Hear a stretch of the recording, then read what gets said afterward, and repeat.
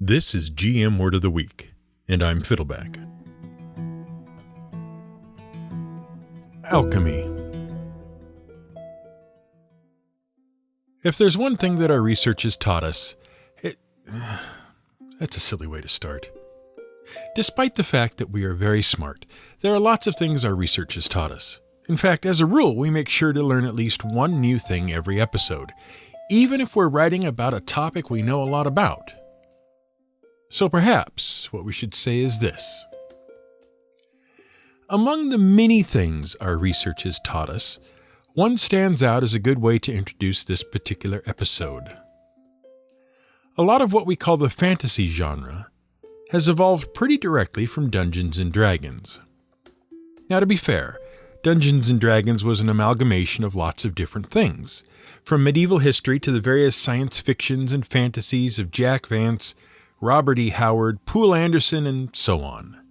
From Greek mythology to Slavic folklore to classical Christian literature to Buddhism, Shinto, and Hinduism, it's all been laid over a firm foundation of J.R.R. Tolkien's particular take on European mythology. Basically, D&D melted a whole bunch of stuff together, and everything else that calls itself fantasy eventually traces back to someone somewhere playing Gygax's game in their basement. D&D is the common ancestor of pretty much all modern fantasy. And that means that usually, except for very deliberate departures, most things are pretty much the same from fantasy to fantasy to fantasy. And then there's alchemy. What a mess. No two alchemies seem to be alike. In Dungeons & Dragons, at least in the core, alchemy is a topic only lightly brushed up against. In 3rd edition, there was a crafting skill that let you make some peculiar little tools like flasks of explosive alchemist's fire, bags of ensnaring goo, and completely non-magical glow sticks that were just as bright as torches, but which didn't drop flaming oily cinders everywhere or fill the room with a thick choking smoke. And in 5th edition, there's a toolkit that lets you make alchemical things, but it isn't particularly well defined. And because D&D never really defined alchemy very well, no one else seems to know what to do with it. In 2010, Paizo's Advanced Player's Guide for Pathfinder introduced a non-magical alchemist class. Alchemists were basically mad scientist grenadiers, concocting everything from Jekyll and Hyde-style mutation juices to poison and an utterly ludicrous variety of incendiary, shrapnel, and gas bombs. In World of Warcraft, alchemists can pretty much only create potions, and they primarily use plants as ingredients. The Elder Scrolls series follows the same idea, forcing you to wander around the landscape collecting flowers, butterflies, and mushrooms to keep yourself stocked up with healing potions. And the Witcher series combines both the Pathfinder approach and the Warcraft approach. You can mix magical potions and mutagens and explosives. Why not? See, this is what happens when D&D doesn't have an answer. But honestly, it isn't too surprising that alchemy is a mess in the worlds of fantasy. It's kind of a complicated mess in the real world, too. Go on, try to define alchemy for yourself. You might go with the potion-making definition, right? Or the ancient chemistry definition. Or you might define it by one of its pursuits. Maybe the whole turning lead into gold thing. Or the search for the elixir of eternal life. Or, if you're an avid listener, you might go with the search for a universal solvent. But is there one nice, neat definition that encompasses all of that and really gets to the core of alchemy? If there is, not too many people know it. First, let's get this out of the way. Alchemy is what's called a proto-science. It technically isn't a science, but it did lay the foundation for a modern science, specifically chemistry. Now, if you're not aware, chemistry is the study of matter. And by matter, we mean stuff, physical stuff. Chemistry is the science of classifying matter, understanding its properties, relationships, and interactions. At its core is an understanding of the atomic structure of matter, the properties of specific elements, and how those elements interact and combine to form other substances. And, as a science, it has at its heart a rigorous approach called the scientific method. The scientific method is a specific way of advancing human knowledge, and it was codified by attorney and philosopher Francis Bacon in 1621 in his book Novum Organum Scientiarum, or the New Method of Science. Basically, the scientific method starts when someone notices something in the universe and wonders, what the heck is going on there? Through their observations, the person forms a hypothesis, a possible explanation for what the heck is going on there. After that, they devise a way of testing their idea about what is going on there. If their test, called an experiment, doesn't somehow prove them wrong about what is going on there, they formulate a story. And a theory is a formal explanation of what is going on there that also makes it possible to predict something else going on somewhere else. The theory is applied by others, its predictions checked and checked again, and the theory is revised as needed whenever its predictions are off.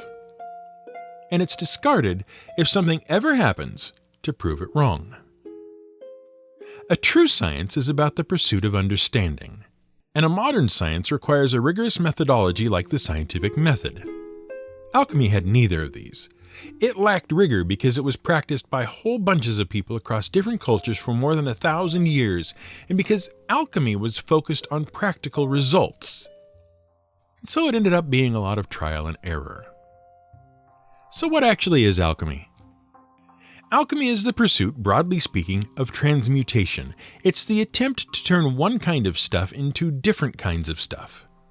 And through trial and error, alchemy produced a lot of neat stuff. But let's not get too far ahead of ourselves. Let's go back to the very beginning and see if we can start to understand the sprawling mess that is alchemy. The mess begins with the very word. Alchemy seems to have two different derivations, and both of them seem equally good. In fact, both of them were equally correct at different times in history.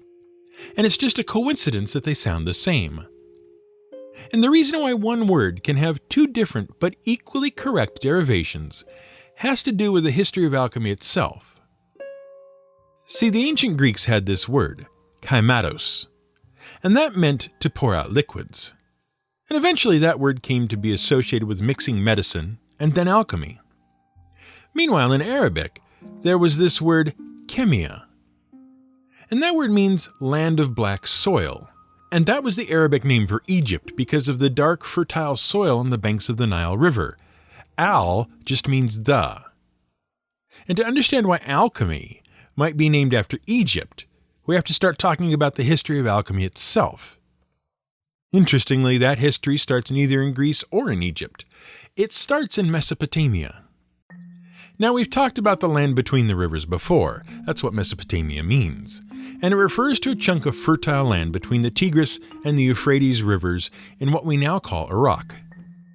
The Fertile Crescent, as it's also called, is thought to be the first place on Earth where humans gave up on the hunting and gathering thing and started growing crops, domesticating animals, and building settlements. It is also the birthplace of the earliest beers to exist on Earth. And then they developed writing, mastered pottery, and invented the wheel. And if you've ever played any of Sid Meier's Civilization strategy games, you know that after you've gotten those three developments out of the way, it's time to move up the technology tree to metalworking. In the cities of Babel, Ur, and Kish, the Sumerians used the vast deposits of natural tar to fuel their smelters and refine the first metal ores. But they also started learning how to mix dyes and perfumes, how to tan leather, and how to make glass. And while you might not think of things like dyes, perfumes, and glass when you think of alchemy, that is where alchemy truly began.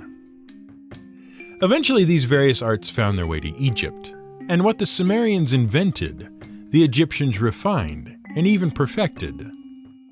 But the Egyptians had some odd habits. See, they considered all of these things, the making of dyes, glass-making, metallurgy, and so on. They didn't consider them human inventions. They considered them sacred arts, and thus they were the purview of the Egyptian priests. And the Egyptian priests attributed pretty much everything to their gods. For example, writing was invented by the god Osiris. The Egyptians continued to experiment with these divine arts. They mastered metalwork and developed sophisticated techniques to extract metal from ores. They developed extremely high-quality bronze, and they became very skilled at working with gold. They discovered iron in meteors, and even developed crude steel as early as 2900 BCE, according to some archaeological evidence. In addition, they also mastered the creation of a type of glass called soda glass, and they may even have made leaded glass. And they could also make intricate shapes out of their colored glasses. And they were the first civilization to make artificial dyes, colors not found in nature. And all of these techniques required an understanding of some sophisticated chemical techniques. Now, all of this is very practical. But when we think of alchemy, we think of magic, myth, philosophy, and spirituality. And for all of that, we have the ancient Greeks to thank. And while we're at it, we can also thank them for setting back the development of modern chemistry by hundreds of years. See, eventually, through trade, all of these various developments reached the lands of ancient Greece. But the Greeks were a little bit more high-minded about it all. The Greeks wanted to understand the universe. They wanted to understand how everything worked. And the philosophers of Greece were particularly concerned with questions of where everything came from and what was the nature of everything. And they had some peculiar views about the universe. Well, some of them did. But we'll get back to that in a moment. The point is that as the Greeks absorbed the Egyptian technologies, they steeped them in their own mysticism and philosophy. For example, take the elements. We're familiar with the hermetic elements of air, earth, water, and fire, and they are called hermetic because the god Hermes was associated with knowledge and magic.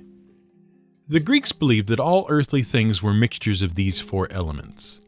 Now, we picture these elements as actual things, but the Greeks understood them a little differently. They aren't substances, but rather more like properties or qualities, and each was seen as a combination of either wetness or dryness and of either coldness or hotness. Vary the proportions and you get everything. Well, almost everything. See, the Greeks also believed that everything originated from some sort of heavenly prima materia, a first substance, a quintessence, a pure substance. The Greeks figured that if you could understand how all of these elements related to each other and how to distill pure substances from impure substances, you could do amazing things, like cure any illness. And that's about where the Greek word for medicine got conflated with the art of alchemy. It is interesting to note, though, that some Greeks didn't buy the elemental view of the universe. See, there was this philosopher named Leucippus, and he thought that the idea of matter, as made up of ephemeral elemental properties, was silly. Instead, he proposed that matter was made up of tiny, indivisible units. His student, Democritus, expanded on the idea, basically saying that everything was made of tiny atoms of matter that could be combined in different ways. But two other thinkers, Aristotle and Plato, thought that idea was blasphemous. And they denounced the idea so thoroughly, and such was their popularity, that the idea of atoms was thoroughly quashed. The upshot of the elemental theory was that compounds themselves weren't permanent. Anything could be changed into anything else. And pure things could be distilled from base things. And when these philosophies were combined with the Egyptian technologies, the core idea of transmutation emerged. Through alchemy, you could change a base metal like lead into a pure metal like gold. Or you could distill a pure medicine that would cure any illness. Or invent a substance that could purify any other substance. And this merger can be symbolized in the figure of Hermes Trismegistus, who we've mentioned before. He's a merger of the Greek god Hermes and the Egyptian god Thoth, who supposedly wrote down all of the secrets of ancient magic and alchemy that no one is sure really existed. Now, there are two interesting notes here. First of all, the Greeks did very little to advance the practical side of alchemy. As much as we think of alchemy as an ancient Greek invention, all they really did was lay their incorrect philosophy over the top of practical Egyptian techniques. Second of all, at this point, after the fall of the Greek Empire and the rise and fall of Rome, alchemy all but disappeared from Europe. See, While all of this was going on, in both India and China, scholars there were making the same discoveries that the Sumerians and Egyptians had. In India, these discoveries began with the production of medicines and in smelting and refining metals. The Indians developed their own steels, glasses, and dyes, as well as cement. And they also mastered advanced chemical processes. And much of their developments were steeped in their spiritual traditions, the Vedic traditions. In China, alchemy focused on medicine even more deeply, and combined with Taoist traditions, ultimately became focused on the purification of the body and spirit, and eventually on achieving immortality. In Europe, as the Romans came to power, interest in alchemy dwindled. The Romans were generally more practical and militaristic than the Greeks. While they retained many practical technologies such as metallurgy, they had little interest in the philosophical mumbo-jumbo that had come to surround Greek alchemy. And after the fall of Rome, as Europe entered the Dark Ages, the Greek alchemical traditions were forgotten. But between Greece and India and China, there lies a land that had contact with all three at various times. And that land was about to enter a golden age. In the 7th century CE, the lands that had been traditionally ruled by Persian dynasties, the Persian Empire, were undergoing a period of social unrest and economic weakness. On top of that, endless war with the Byzantine Empire had depleted their military. The current ruling dynasty, the Sasanian dynasty, could not maintain control. And meanwhile, in the Arabian city of Mecca, a man named Muhammad ibn Abdullah was born. At the age of 40, Muhammad reported having been visited by the angel Gabriel while on a spiritual retreat, and there he received his first divine revelation. Muhammad began preaching his revelations, which reaffirmed the monotheistic teachings of Judaism and Christianity. And thus the Islamic faith was born. Muhammad reported that he continued to receive revelations until his death, and those revelations formed the Quran, the holy scripture of the Islamic faith. Although he was initially a divisive figure, Muhammad was able to unite various Arabic tribes and to raise an army. His army gained control of Mecca, and his influence spread as the Sassanid Persian dynasty failed. After his passing, Abu Bakr became the first caliph. A caliph is a spiritual successor to the Prophet Muhammad as the leader of the Islamic community, though today, different branches of Islam have very different views about the nature of a caliph and who can be recognized as such. In ancient Arabia, however, the important thing to note is this. After Muhammad's passing, the Caliph Abu Bakr was forced to put down several rebel uprisings, and his military actions touched off the conquest of the entirety of the Middle East by the Islamic Caliphate. By the 7th century, the Middle East, from modern-day Turkey all the way to India, was united under the Islamic Caliphate. And it entered a golden age. Under the Caliphate, science, technology, philosophy, medicine, education, and agriculture all advanced by leaps and bounds. And many scholarly works that would otherwise have been lost were translated into Arabic. Among the things preserved and studied, the various alchemical writings from ancient Greece.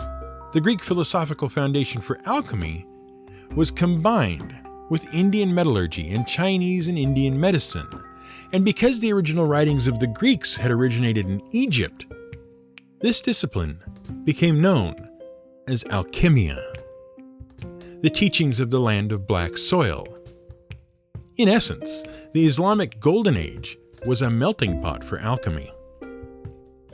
And then, with the Muslim conquest of Spain in the late 700s, alchemical texts had a way back into Europe.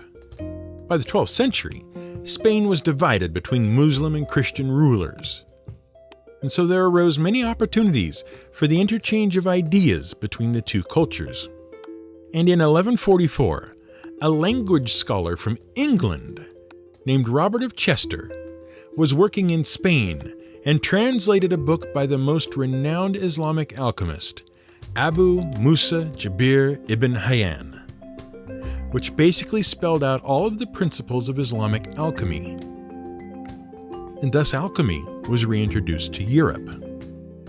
European scholars became hungry for more information, and many more Arabic works were translated. And soon after, the practice of alchemy flourished in medieval Europe.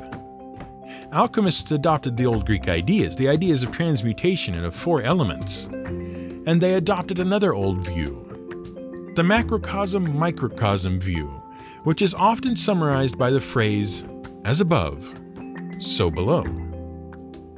The view was basically this: if you could learn how to do something on a small scale, you could apply the same process on any other scale. That led to the idea that if you could purify gold, you could also purify the human body. Moreover, that led to the idea that if you understood the relationships between, say, the movement of the planets, that would correspond to the interaction between elements. And as alchemy grew from a philosophical science to a complex set of mystical beliefs, the alchemists of the day began to jealously guard their work. They developed complex jargons, symbols, and codes, and they worked toward the most outlandish promises, those of multiplying metals, transmuting base metals into precious metals, cure-alls, and the elixir of eternal life. And this is pretty much where alchemy becomes what we picture today, a mystical pseudoscience practiced by secretive scholars who jealously guard their works as they pursue gold, glory, and everlasting life. But something else also happened during this period. The philosophical side of alchemy was being embraced by theologians of the Christian faith. Central to this was the idea of purifying the soul as a way of becoming closer to God, and the idea of seeking an understanding of the small-scale universe as a way to understand God's will. But many practitioners of alchemy in medieval Europe were more concerned with the practical side, with the creation of gold from base metals especially. Leaders and theologians were disheartened to see the philosophy of alchemy being subverted by basic greed, and some feared what would happen if someone did manage to create gold. King Henry IV of England was so afraid of alchemists making their own gold that he banned the practice of transmutation without a license. Pope John XXII denounced transmutation and said that anyone who claimed to be able to do it was a fraud. Dante Alighieri wrote A Special Place in Hell for alchemists in his poem Inferno. They are deeper than murderers and tyrants, in fact. By the time of the Renaissance, the major Christian influences on alchemy fell away, and a new focus began on practical alchemy. See, whatever else you might say about alchemists, whether you call them misguided altruists or greedy frauds, the one thing you can't call them is lazy. Alchemy was an art of trial and error, and through the years, alchemists continued to refine their processes and techniques. And as supernatural ideas fell away from alchemy, alchemists were sought after for their practical contributions to mining, metallurgy, medicine, and chemistry. And at this point in our story, we find ourselves back at the turning point we started with, where alchemy becomes chemistry, and where science becomes science with a capital S. And also, now you can see why alchemy really never found a place in D&D. Because the philosophical mystic, hiding away in a secret lab trying to find a pill to purify the human soul, is just not a great archetype for an adventurer. This has been GM Word of the Week. It's written and researched by The Angry GM and produced by me, Fiddleback. You can support us on Patreon at patreon.com/GMWordOfTheWeek. You can find more at gmwordoftheweek.com and theangrygm.com.